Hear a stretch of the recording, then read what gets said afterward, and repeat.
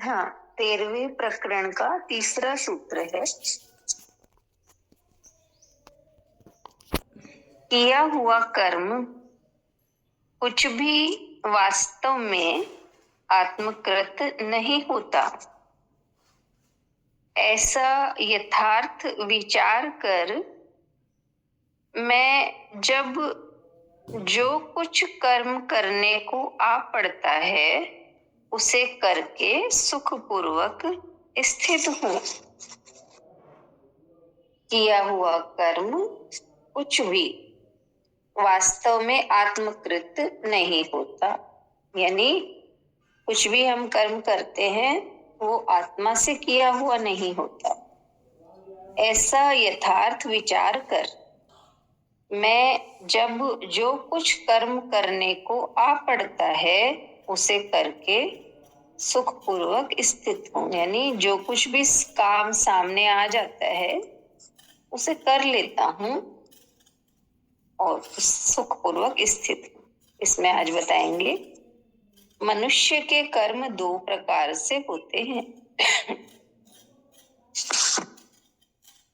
कुछ तो स्वाभाविक है जिससे प्रकृति अपने आप करती है, इन्हें करना नहीं पड़ता, करने के लिए श्रम भी नहीं करना पड़ता, जैसे श्वास लेना, भोजन को पचाना, हृदय का धड़कना, रक्त प्रवाह आदि शरीर के समस्त कार्य अपने आप होते रहते हैं, नींद में भी होते रहते हैं। अतः ये कर्म नहीं है, ये कर्म नहीं है। कुछ कर्म ऐसे हैं जिन्हें मनुष्य कर्तव्य समझकर करता है, कुछ पाने की इच्छा से करता है, यानी मुझे कुछ पाना है इस इच्छा से करता है, मान सम्मान पद प्रतिष्ठा के लिए करता है, भोग की वासना से करता है, सुख शांति आनंद के लिए करता है, शरीर पोषण के लिए करता है, अपने विकास एवं उन्नति के लिए करता है, दूसरों की भलाई के लिए करता है,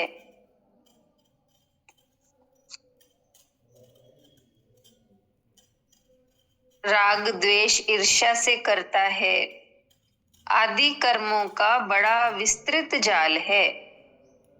किंतु इन सब कर्मों में कोई भी कर्म आत्मकृत नहीं है, आत्मा द्वारा किए गए नहीं है, क्योंकि आत्मा अकर्ता है, उसका न कर्म से संबंध है न कर्म फलों से। इन सब कर्मों का संबंध शरीर, मन एवं अहंकार तक ही सीमित है। अहंकार वश किया गया हर कर्म अपना फल देता ही है। कर्तापन, सोद्देश्य यानी सउद्देश्य एवं फलाकांक्षा से किया गया हर कार्य कर्म है। यहाँ तक कि मोक्ष, मुक्ति, स्वर्ग प्राप्ति एवं शक्ति लाभ के लिए जो कुछ भी किया जाता है वह भी कर्म ही है। जहाँ मनुष्य करता है, जहाँ मैं की उपस्थिति है वही कर्म है, तथा वही उस कर्म फल का भोक्ता होता है।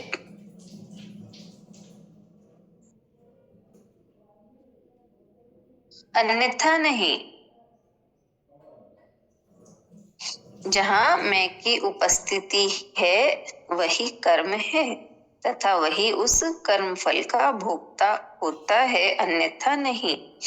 आत्मज्ञानी भी कर्म तो करते ही हैं, उन्हें भी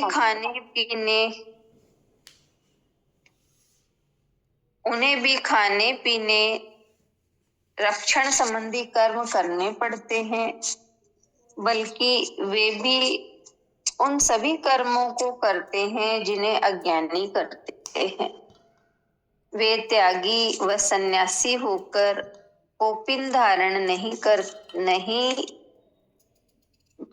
धारण करके नहीं रहते, न जंगल भागते हैं, कृष्ण जैसे युद्ध करके भी अलिप्त रहते हैं। सन्यासी जंगल में रहकर भी लिप्त है। यदि इन सब कर्मों के पीछे अहंकार है तो ही ये बंधन स्वरूप है, अन्यथा नहीं। ज्ञानी अहंकार रहित तो होकर स्वाभाविक रूप से कर्म करते हैं।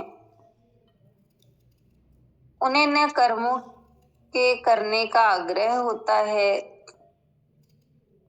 न त्यागने का, क्योंकि आत्मा में स्थित हो जाने से उन्हें ये बोध हो जाता है कि कोई भी कर्म आत्मकृत नहीं है, यानी आत्मा से आत्मा नहीं कर रही, सभी प्रकृति जन्य है तथा मैं प्रकृति से भिन्न चैतन्य स्वरूप हूँ।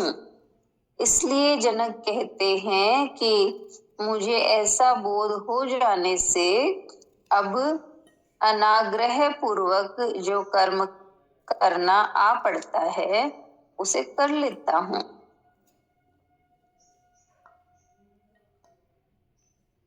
मुझे ऐसा बोध हो जाने से अब अनाग्रह पूर्वक जो कर्म करना पड़ता है उसे कर लेता हूँ, यानी उनकी कोई इच्छा नहीं है कि मैं ऐसा कर्म करूं।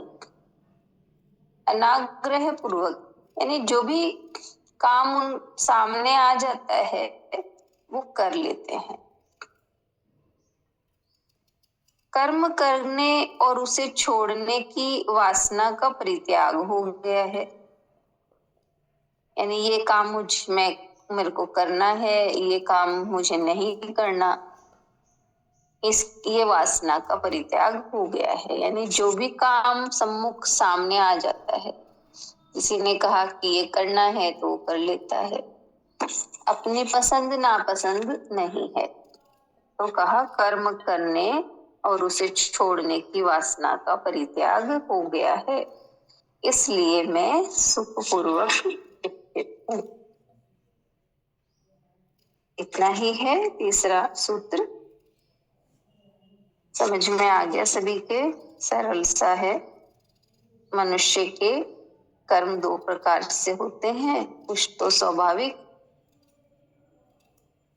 जिसे प्रकृति अपने आप करती है, जैसे हमारे शरीर में सारे अंग हैं, ऑर्गन है, वो अपने आप चल रहे हैं, काम कर रहे हैं, खून बह रहा है, खाना खा लिया हमने लेकिन डाइजेस्ट अपने आप हो रहा है, तो ये अपने आप हो रहे हैं। तो इसलिए कहा ये कर्म नहीं है। लेकिन कुछ कर्म मनुष्य अपना कर्तव्य समझकर, कुछ पाने की इच्छा से, वासना से, भोग की वासना से, सुख के लिए, इन सब के लिए करता है, सम्मान पाने के लिए। लेकिन कहा कि ये जो भी कर्म करता है मनुष्य, ये आत्मकृत नहीं है, यानी आत्मा द्वारा नहीं किए जाते।